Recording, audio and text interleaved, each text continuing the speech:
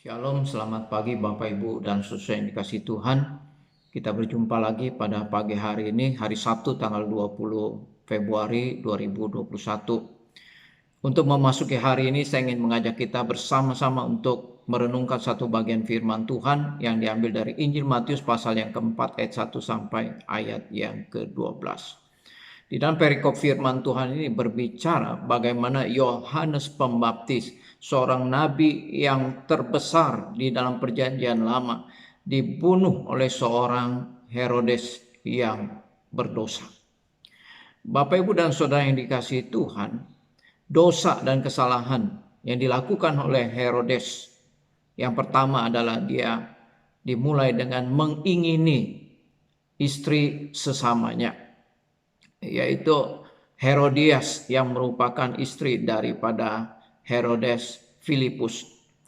Herodes yang membunuh ini namanya adalah Herodes Antipas, dan Herodias itu adalah istri daripada saudaranya, yaitu Herodes Filipus.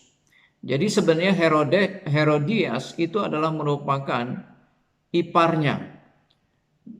Tetapi karena hawa nafsu yang ada di dalam diri Herodes Antipas ini, maka dia mengingini istri daripada saudaranya, yaitu Herodes Filipus.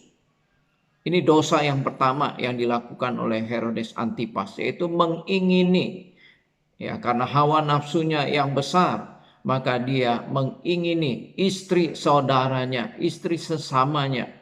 Ini dosa yang pertama yang dilakukan oleh Herodes. Kemudian yang kedua yang dilakukan oleh Herodes Antipas adalah dia berzina. Ya, yang pertama tadi dia melanggar hukum yang ke-10.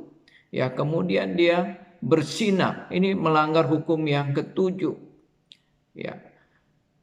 Berzina dengan Herodias, berzina dengan istri daripada saudaranya. Ya, kemudian mereka hidup bersama. Nah, pada waktu ditegur oleh Yohanes Pembaptis yang adalah merupakan nabi yang ada pada saat itu, dia tidak bertobat, dia tidak menyadari kesalahannya. Tidak seperti Daud. Ketika Daud melakukan kesalahan yang sama, dia mengingini istri sesamanya, dia berzina, kemudian ditegur oleh Nabi Nathan, kemudian Daud bertobat. Tetapi Herodes Antipas ini, ketika dia ditegur oleh Yohanes Pembaptis, dia tidak bertobat, dia tidak menyadari kesalahannya, dia buta terhadap kebenaran. Oleh karena itu dia melakukan dosa yang ketiga, yaitu dia membunuh. Ya, setelah dipenjarakan, kemudian Herodes mengadakan pesta. Dan di dalam pesta ini dia berjanji untuk memberikan apa saja yang diminta oleh anak daripada Herodias. Kemudian anak ini dengan pengaruh daripada ibunya, maka minta supaya kepala Yohanes Pembaptis itu dipenggal.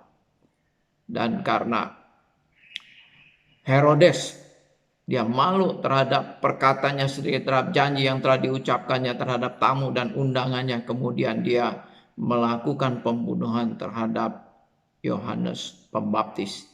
Ini ada 3 dosa yang besar. Dia melanggar hukum yang ke-10, mengingini istri sesamanya. Kemudian dia berzina, ditegur tidak bertobat. Dan kemudian dia membunuh, melanggar hukum yang ke-6. Berbeda dengan Daud, ketika Daud ditegur, Daud bertobat, menyesali perbuatannya dan dia minta ampun kepada Tuhan. Tetapi Herodes Antipas ketika ditegur, dia tidak sadar, dia buta terhadap kebenaran, menutup telinganya terhadap kebenaran, mengeraskan hatinya terhadap kebenaran, kemudian dia membuat dosa yang lebih besar lagi, yaitu pembunuhan. Bapak, Ibu, dan saudara yang kasih Tuhan, kita melihat jika seseorang dia melakukan dosa yang besar, itu tidak dimulai dengan dosa yang besar, tetapi dimulai dengan dosa yang kecil. Ya, ketika dia jatuh ke dalam dosa, kalau dia tidak bertobat, dia akan melakukan dosa yang lebih besar.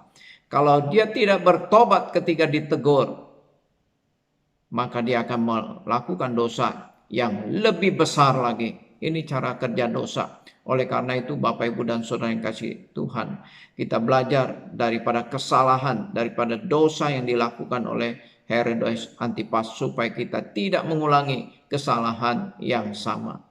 Kiranya Tuhan memberkati kita. Mari kita berdoa. Bapa di surga, kami berdoa mengucap syukur dan berterima kasih buat pertolongan pimpinan Tuhan di dalam kehidupan kami.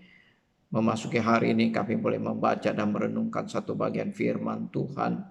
Kami boleh belajar daripada kesalahan-kesalahan yang dilakukan oleh Herodes Antipas. Dari mulai mengingini kepunyaan sesama, kemudian berzina, dan akhirnya dia membunuh. Ini adalah dosa yang melahirkan dosa. Tuhan tolonglah kami supaya kami boleh belajar tidak melakukan kesalahan yang sama. Terima kasih untuk firman-Mu, terpujilah nama-Mu ya Bapa. Di dalam nama Tuhan Yesus, penebus dan juru selamat kami yang hidup, kami berdoa. Amin.